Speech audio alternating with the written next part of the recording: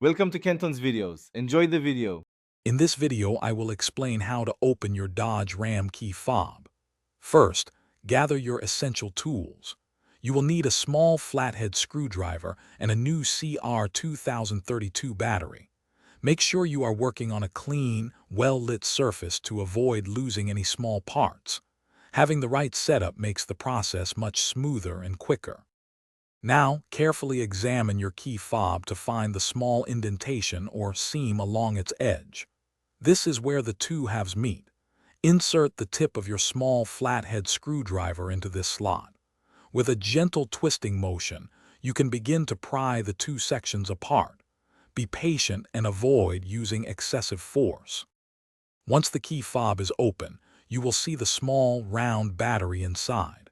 Before removing it, take a moment to note which side is facing up. This is crucial for correct reinstallation. Gently pry out the old CR2032 battery.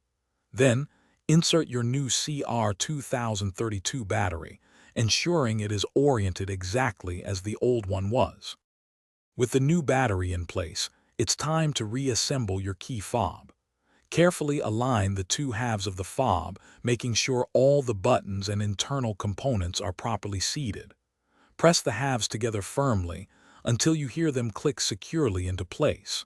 Finally, test all the functions of your key fob to ensure it is working correctly. Thanks for watching. Consider subscribing if we helped you.